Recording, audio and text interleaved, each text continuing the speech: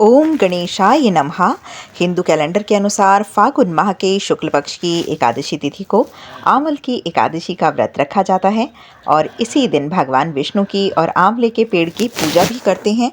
आंवले के पेड़ को बहुत ही पवित्र माना जाता है और इसी पेड़ को आदि पेड़ भी कहा जाता है, क्योंकि जब सृष्टि की रचना के लिए ब्रह्मा जी की उत्पत्ति हुई तभी भगवान विष्णु ने आंवले के पेड़ की भी उत्पत्ति की और आंवले के पेड़ को देव वृक्ष भी कहा जाता है, क्योंकि उसमें देवताओं का वास होता है और आंवले के पेड़ की पूजा करने से सभी देवताओं का आशीर्वाद मिलता है। तो देखिए, इसके मुहूर्त और इसके पारण का समय जानना बहुत जरूरी है। पंचांग के अनुसार इस साल फागुन माह के शुक्ल पक्ष की एकादशी जो है वो 2 मार्च गुरुवार को सुबह 6:39 पर प्रारंभ होगी और उसके बाद 3 मार्च को शुक्रवार को सुबह 9:01 पर खत्म हो जाएगी। तो ऐसे में जो उदया तिथि को मानते हुए आंवल की एकादशी है वो 3 मार्च को ही इसका व्रत रखा जाएगा और इसका जो शुभ मुहूर्त है वो है 3 मार्च को। आंवल की एकादशी की व्रत की पूजा आप सुबह से कर सकते हैं, क्योंकि इस दिन सुबह से लेकर शाम तक सौभाग्य योग बनता है। इसके बाद से शोभन योग प्रारंभ हो जाता है और इस दिन आप सुबह 6:45 से दिन में 11:06 तक भगवान विष्णु की पूजा कर सकते हैं। और आंवल की एकादशी का पारण समय जो है वो है 4 मार्च को सुबह 6:44 से सुबह 9:03 के मध्य तक आपको ये पारण कर लेना है। और इसी दिन द्वादशी तिथि का समापन भी 11:43 पर होगा। तो जो द्वादशी का प्रदोष का व्रत रखा जाएगा वो अगले दिन यानी 4 मार्च को रखा जाएगा और संध्या काल में पूजा होगी। इस चीज़ का आपको खास ख्याल रखना है कि 3 तारीख को ही आपको आंवले की पूजा एकादशी का व्रत रखना है और जो अगले दिन का प्रदोष का व्रत होगा वो फिर आपको 4 मार्च को रखना है। आपको ये जानकारी अच्छी लगती है तो लाइक शेयर सब्सक्राइब कीजिए और साथ ही कमेंट में जय लक्ष्मी नारायण ज़रूर लिखिए, इससे हमें मोटिवेशन मिलता है। साथ ही डिस्क्रिप्शन में मैंने इनका कथा का लिंक डाला हुआ है, आप वहाँ से कथा भी सुन सकते हैं। जय लक्ष्मी नारायण। आज हम आंवल की एकादशी की कथा सुनेंगे। उससे पहले आपने मेरे चैनल को लाइक शेयर सब्सक्राइब नहीं किया है तो प्लीज़ कर दीजिए और बेल बटन को भी प्लीज़ प्रेस कर दीजिए ताकि आने वाला कोई भी नोटिफिकेशन मिस ना हो सके। देखिए, आंवल की एकादशी को बहुत नामों से जाना जाता है। आंवले की एकादशी, आंवल की एकादशी, रंग एकादशी, और कहा जाता है कि 1000 गोदान का फल देती है ये आंवल की एकादशी। यह आती है फागुन शुक्ल एकादशी। तो आपको फागुन के शुक्ल पक्ष की जो एकादशी है उसका नाम है आंवल की एकादशी। इसकी कथा अगर आप व्रत नहीं भी रखते हैं तो भी आपको ज़रूर ही सुननी चाहिए। ओम गणेशाय नमः। मानधाता ऋषि बोले कि हे विशिष्ट जी, यदि आप मुझ पर कृपा करें तो किसी ऐसे व्रत की कथा कहिए जिससे मेरा कल्याण हो। महर्षि विशिष्ट बोले कि हे राजन, सब व्रतों से उत्तम और अंत में मोक्ष देने वाले आंवल की एकादशी के व्रत का मैं वर्णन करता हूँ। यह एकादशी फागुन माह के शुक्ल पक्ष में होती है। इस व्रत के करने से समस्त पाप नष्ट हो जाते हैं और इस व्रत का फल 1000 गोदान के फल के बराबर होता है। अब मैं आपसे एक पौराणिक कथा कहता हूँ, आप ध्यानपूर्वक सुनिए।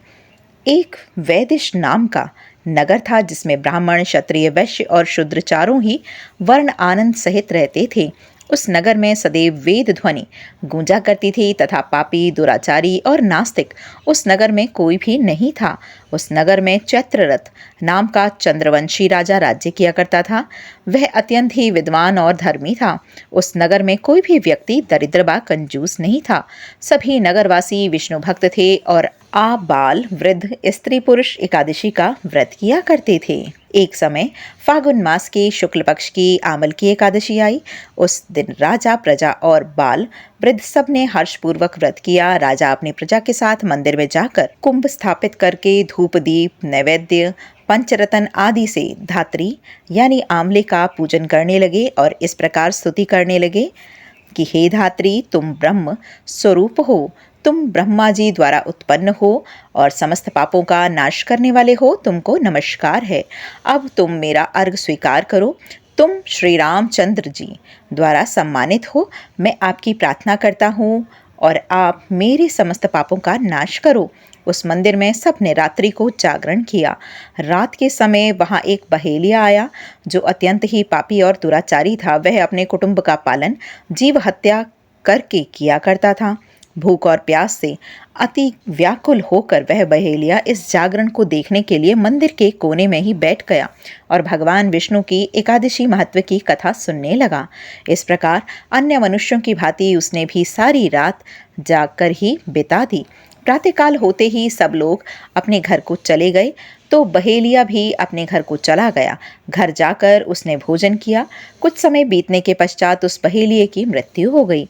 आमल की एकादशी के व्रत तथा जागरण से उसने राजा विदुरथ के घर जन्म लिया और उसका नाम वसुरथ रखा गया। युवा होने पर वह एक चतुरांगिनी सेना के सहित तथा धन धान्य से युक्त होकर 10,000 ग्रामों का पालन करने लगा। वह तेज से, सूर्य के समान कांति से, चंद्रमा के समान वीरता से, भगवान विष्णु के समान और क्षमा में पृथ्वी के समान था। वह अत्यंत ही धार्मिक, सत्यवादी, कर्मवीर और विष्णु भक्त था। वह प्रजा का सम्मान भाव से ही पालन किया करता था। दान देना उसका नित्य का कर्म ही था। एक दिन राजा शिकार खेलने के लिए गया। देवयोग से वह मार्ग भूल गया और दिशा ज्ञान न रखने के कारण उसी वन में एक वृक्ष के नीचे ही सो गया। थोड़ी देर बाद पहाड़ी मल्लेच्छ वहां पर आ गए और राजा को अकेला देखकर मारो मारो शब्द कहते हुए राजा की ओर दौड़े। मल्लेच्छ कहने लगे कि इसी दुष्ट राजा ने हमारे माता पिता, पुत्र पौत्र आदि अनेक संबंधियों को मारा है तथा देश से निकाल दिया है और इसको ही अवश्य मारना चाहिए। ऐसा कहकर वे मलेच्छ उस राजा को मारने दौड़े और अनेक प्रकार के अस्त्र शस्त्र उनके ऊपर फेंक दिए। वे सब अस्त्र शस्त्र राजा के शरीर पर गिरते ही नष्ट हो जाते और उसका वार पुष्प के समान प्रतीत होता। अब उन मलेच्छियों के अस्त्र शस्त्र उल्टे उन्हीं पर प्रहार करने लगे, जिससे वे मूर्छित होकर गिरने लगे।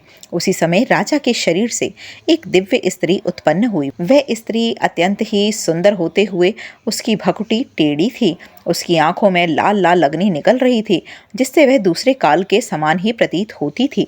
वह स्त्री मलेच्छियों की ओर मारने दौड़ी और थोड़ी ही देर बाद उसने सब मलेच्छियों को काल के गाल में डाल दिया। जब राजा सोकर उठा तो उसने मलेच्छियों को मरा हुआ देखकर कहा कि इन शत्रुओं को किसने मारा है? इन वन में मेरा कौन हितैषी रहता है? वह ऐसा विचार ही कर रहा था कि आकाशवाणी हुई, हे राजा, इस संसार में भगवान विष्णु के अतिरिक्त कौन तेरी सहायता कर सकता है? इस आकाशवाणी को सुनकर राजा और उसके राज्य में आ गया और सुखपूर्वक रहने लगा। महाराज विशिष्ट जी ने कहा कि हे राजन, यह आमल की एकादशी के व्रत का प्रभाव था। जो मनुष्य इस आमल की एकादशी का व्रत करते हैं वे प्रत्येक कार्य में सफल होते हैं और अंत में विष्णु लोक को जाते हैं। बोलो विष्णु भगवान की जय, लक्ष्मी नारायण की जय।